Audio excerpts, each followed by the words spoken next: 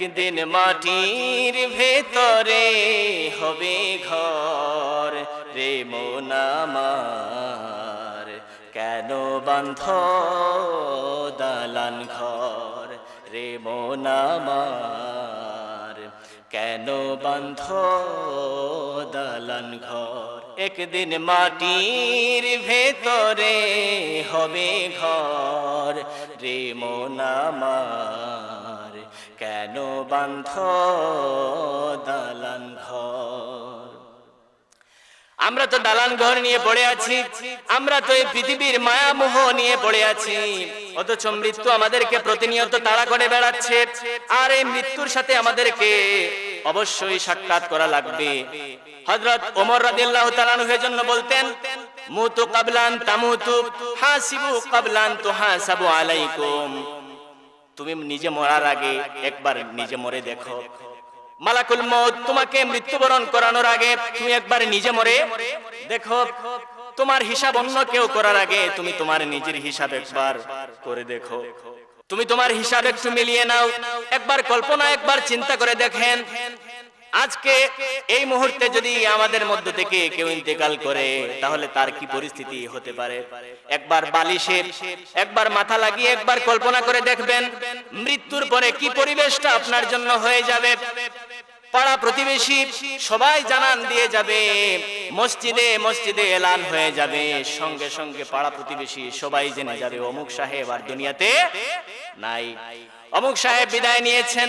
পাড়া প্রতিবেশী সবাই জড়ো হবে, পাড়া প্রতিবেশী সবাই জমায়েত হয়ে আপনাকে শেষ গোসল দেওয়ানোর জন্য প্রস্তুতি নেবে। আপনাকে একটি গোসল দেওয়ানো হবে, এই গোসল আপনার শেষ গোসল। বড়ই পাতা গরম জলে আপনাকে শেষ গোসল করানো হবে। বড়ই পাতার গরম জলে শোয়াইয়া মশারির তলে, বড়ই পাতার গরম জলে শোয়াইয়া মশারির তলে। আতর গোলাপ আতর গোলাপ আতর গোলাপ চন্দন মাইখা দে সজনী তোরা, সাজিয়ে গুজিয়ে দেব রে, সাজিয়ে গুজিয়ে দেব রে সজনী তোরা, সাজিয়ে গুজিয়ে দেব রে। আপনাকে সাজিয়ে গুজিয়ে দেওয়া হবে। মুহূর্তের মধ্যে আপনাকে গোসল দেওয়ানোর পর আপনাকে একটি সাদা কাপড় মুড়িয়ে আপনাকে কবরের দিকে নিয়ে যাওয়া হবে। কবরের দিকে নিয়ে যাওয়ার পর আপনার পাড়া প্রতিবেশী কেউ আপনার সেই কবরে আর পৌঁছবে না, কবরে আর কেউ যাবে না। আপনাকে যখন রেখে আপনার উপর মাটির চাপা দিয়ে অন্ধকার ঘরে আপনাকে রেখে চলে আসবে, এই ঘরে রাখার পর আপনাকে দুজন ফেরেশতা তখন আসবে।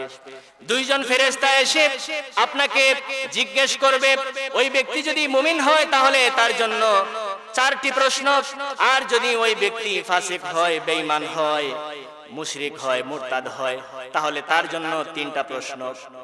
বলা হবে, মার রাব্বুক ওমা দীনুক ওমান নবিয়্যুক, তোমার রব কে, তোমার দ্বীন কি, তোমার নবী কে। যেই ব্যক্তি তার জীবনে আল্লাহ রাব্বুল আলামিনকে রব মেনেছিল সে বলবে রাব্বি আল্লাহ। যে ব্যক্তি আল্লাহর কথা মতো আল্লাহর আনুগত্যের উপর তার জীবনকে পরিচালনা করেছে সেই ব্যক্তি বলবে রাব্বি আল্লাহ। আমরা বলবো আল্লাহ আমাদের রব। আবার বলা হবে ওমা দীনুক, তোমার দ্বীন কি, সে বলবে দীনুনা আল ইসলাম। যেই দিনের উপর অবিচল থাকার কারণে শত নির্যাতনের শিকার হয়েছি, নিপীড়নের শিকার হয়েছি, সেই দিন আমার ইসলাম। ওমান নবিয়্যুক, তোমার নবীকে, সে বলবে আমার নবী হচ্ছেন হাযা নবিয়ুনা মুহাম্মাদুর রাসূলুল্লাহ সাল্লাল্লাহু আলাইহি ওয়াসাল্লাম। নবীজি সাল্লাল্লাহু আলাইহি ওয়াসাল্লামকে কোন কোন বর্ণনায় এসেছে সরাসরি এনে দেখানো হবে, আবার কোন বর্ণনায় এসেছে নবীকে নবীর আকৃতি দেখানো হবে। ওই ব্যক্তি সঙ্গে সঙ্গে চিনে ফেলবে ইনি তো আমার সেই নবী, আমার প্রাণের স্পন্দন, সেই নবী যার জন্য কলিজা উৎসর্গ করে দেয়া যায়, যেই নবীজির জন্য আমাদের সারা জীবন আমরা নবীজির আনুগত্য করে আমাদের জীবনকে পরিচালনা করেছি, ইনি তো আমাদের সেই নবী। তার কবরে এই প্রশ্নগুলোর উত্তর দেওয়ার পর তাকে এই প্রশ্নের উত্তরগুলো সে দিল কিভাবে, এজন্য তাকে আরেকটি প্রশ্ন করা হবে, মা ইলমুক, এগুলো তুমি জানলে কিভাবে? সে বলবে আমি জেনেছি এইভাবে, কারাতু কিতাব আল্লাহ, আমি আল্লাহর কিতাব পড়েছি আর কিতাব থেকে এগুলো জেনেছি। অতঃপর তার কবরটাকে ফাফরিশু বিল জান্নাহ ওয়ালবিসু বিল জান্নাহ, তার কবরে জান্নাতের বিছানা বিছিয়ে দেয়া হবে, জান্নাতের পোশাক পরিধান করে দেয়া হবে। ওয়াফতাহু লাহু বাবান ইলাল জান্নাহ, জান্নাতের সাথে একটি দরজা সংযোগ করে দেয়া হবে। জোরে কোন সুবহানাল্লাহ। তার চক্ষু যতটুকু যায় ওইটুকু, ইলা মাদ্দা বাসরিহি, চক্ষু যতটুকু যায় ততটুকু তার কবরটাকে প্রশস্ত করে দেয়া হবে। আর এভাবে সে কিয়ামত পর্যন্ত অতিবাহিত হবে। আর ওই ব্যক্তি হবে যদি ফাসিক হয়, বেঈমান হয়, বেনামাজি হয়, তাহলে তার জন্য তিনটি প্রশ্ন। মার রব্বুক, তোমার রব কে? সে বলবে রবকে আমি চিনি না, রবকে কখনো ডাকিনি। ওমা দীনুক, তোমার দিন কি? সে বলবে আমার তো কোনো দিন নাই, আমি তো ইসলাম নিয়ে কোনো চিন্তা ছিল না, আমি তো নিজেকে আমি সমাজবাদী মনে করতাম, আমি নিজেকে আমি পুঁজিবাদী মনে করতাম, জাতীয়তাবাদী মনে করতাম, ধর্মনিরপেক্ষ মতবাদী বিশ্বাসী মনে করতাম, আমি অমুক ভাইয়ের দল করতাম, তমুক ভাইয়ের দল করতাম, আমি অমুক ভাইয়ের জন্য স্লোগান দিতাম, তমুক ভাইয়ের জন্য স্লোগান দিতাম। আমার রাজনীতি কোরআনের জন্য ছিল না, ইসলামের জন্য ছিল না, দ্বীনের জন্য ছিল না, আমার নামাজ ছিল না, ইসলামের জন্য আমার কোনো কাজ ছিল না, আমার কোনো দিন নাই। ওমান নবিয়্যুক, তোমার নবী কে? সে বলবে হা হা লা আদরি, এ বিষয়ে আমি বলতে পারবো না, আমার নবীকে আমি চিনি না, নবীর সাথে আমার কোনো সম্পর্ক ছিল না, নবীর সাথে যাদের সম্পর্ক ছিল, নবীর যারা দল করত, নবীর পক্ষে যারা ছিল, তাদের বিপক্ষে থাকাই আমার কাজ ছিল। নবী বিরোধী হিসেবে আমার জানান দিতাম, নবী বিরোধী হিসেবে সবার আগে আমি থাকতাম, বলিষ্ঠ কণ্ঠস্বর ছিলাম। সেই ব্যক্তিকে তার কবরে শাস্তি শুরু হয়ে যাবে, সেই শাস্তি সে উপভোগ করতে থাকবে কিয়ামতের আগ পর্যন্ত। তাকে কঠিন এই শাস্তি তাকে ভোগ করা লাগবে।